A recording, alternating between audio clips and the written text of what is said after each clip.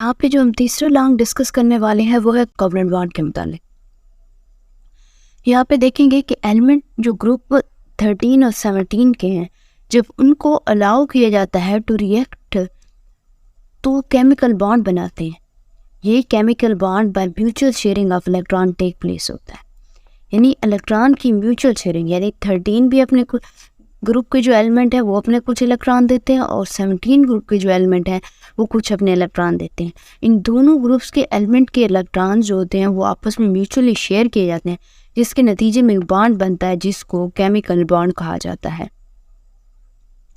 अब अगर हम यहाँ पे बात करें when two atom approach each other, जब दो एटम एक दूसरे को अप्रोच कर रहे होते हैं तो उनके दरमियान अट्रैक्टिव फोर्स डेवलप होती है, electron of one atom and nucleus of other atom.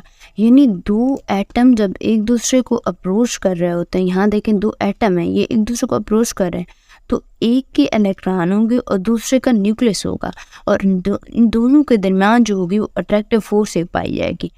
तो उस अट्रैक्टिव फोर्स के नतीजे में एक बॉन्ड बनता है जिसको कोवलेंट बॉन्ड कहा जाता है। यानी एक एटम के इलेक्ट्रॉन्स होंगे और दूसरे एटम के न्यूक्लियस के दरमियान अट्रैक्शन होगी, क्योंकि न्यूक्लियस पे पॉजिटिव चार्ज होता है और इलेक्ट्रॉन पे नेगेटिव चार्ज होता है और atom as a whole neutral होता है। तो उनके दरमियान फोर्स ऑफ अट्रैक्शन की बायस किसी की वजह एक एटम के इलेक्ट्रॉन और दूसरे एटम का न्यूक्लियस होते हैं। तो अट्रैक्टिव फोर्स जब डोमिनेट करती है, डोमिनेट क्यों करती है? Due to decrease in distance, क्योंकि डिस्टेंस जो होता है वो डिक्रीज हो चुका होता है और बनाते हैं केमिकल बॉन्ड उनके दरमियान।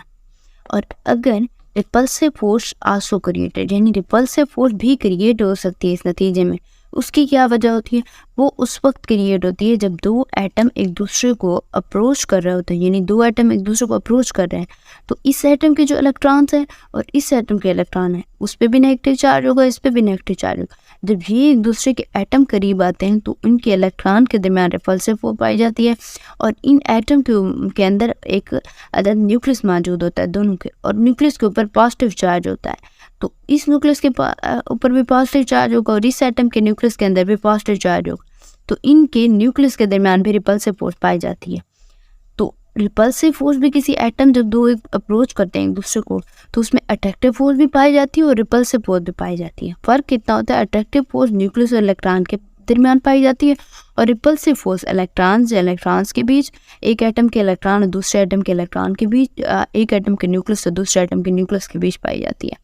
और जब अट्रैक्टिव फोर्सेस जो होती है वो डोमिनेट करती है due to decrease in distance, जब दो एटम एक दूसरे को अप्रोच कर रहे होते हैं तो उनका डिस्टेंस तो डिक्रीज हो जाता है, तो डिस्टेंस के डिक्रीज होने की वजह से अट्रैक्टिव फोर्स डोमिनेट करती है और कोऑर्डिनेट कोवलेंट बॉन्ड बनता है। और ये जो कोऑर्डिनेट कोवलेंट बॉन्ड होता है ये हाइड्रोजन गैस हो जाए, chlorine gas, nitrogen gas, oxygen gas, इन तमाम गैसेस के क्योंकि एटम सेम होते हैं, यानी दो ऑक्सीजन के एटम हो गए, दो नाइट्रोजन के एटम हो गए, दो क्लोरीन के एटम हो गए और दो हाइड्रोजन के, इनके दरमियान जो बॉन्ड पाया जाता है वो कोवलेंट बॉन्ड कहलाता है। अब यहाँ पे हम बात करते हैं बॉन्ड पेयर की कि बॉन्ड पेयर क्या चीज़ होती है।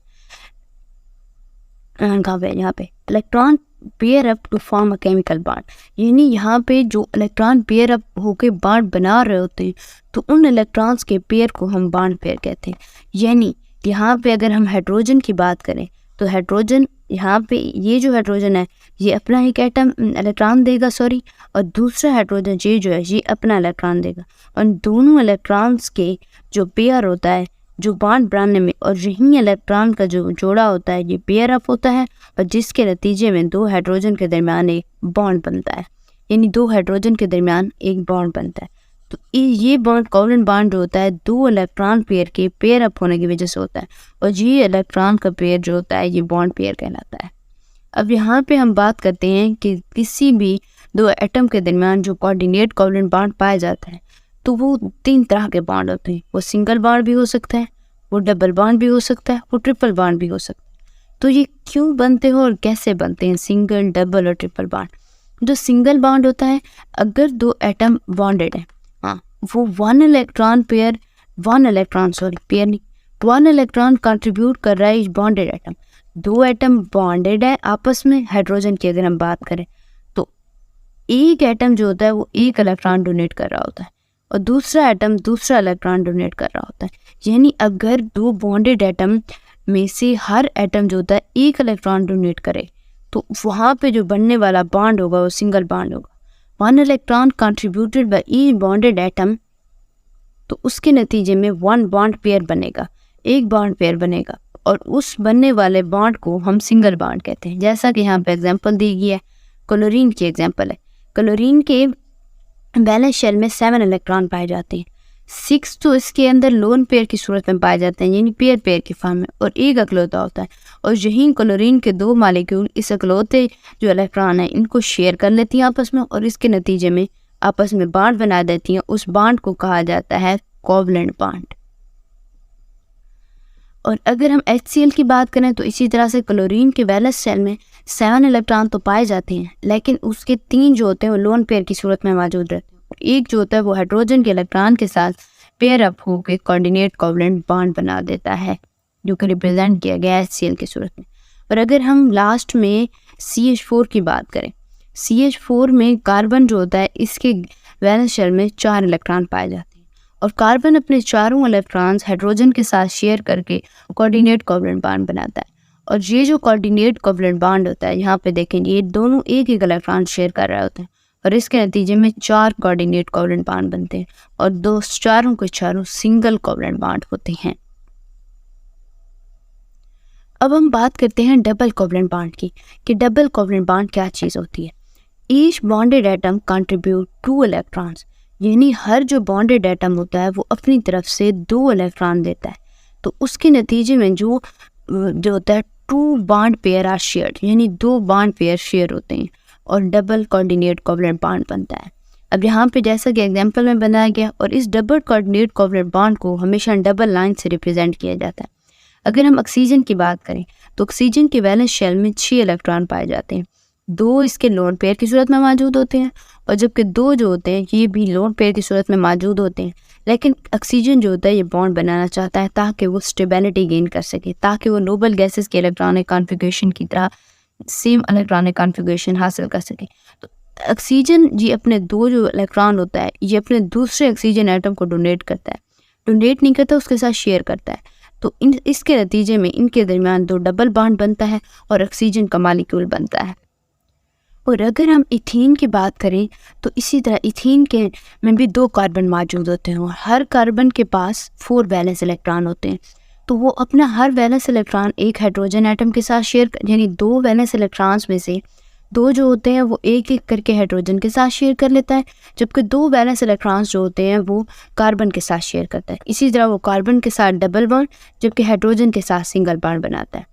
अगर हम ट्रिपल कोवलेंट बॉन्ड की बात करें तो each bonded atom contribute 3 electron, यानी हर बॉन्ड के अंदर जो बॉन्डेड एटम होता है वो 3 इलेक्ट्रॉन दे रहा होता है, और जिसके नतीजे में 3 bond pair are involve in bond formation, यानी 3 बॉन्ड पेयर जो होते हैं वो बॉन्ड की फॉर्मेशन में इन्वॉल्व करते हैं। और ट्रिपल कोवलेंट बॉन्ड जो होता है इसको इंडिकेट किया जाता है 3 लाइन्स के साथ। यहाँ पे एग्जाम्पल है नाइट्रोजन की। नाइट्रोजन के वैलेंस शेल में 5 इलेक्ट्रॉन्स पाए जाते हैं, टोटल 7 इलेक्ट्रॉन्स होते हैं नाइट्रोजन के पास।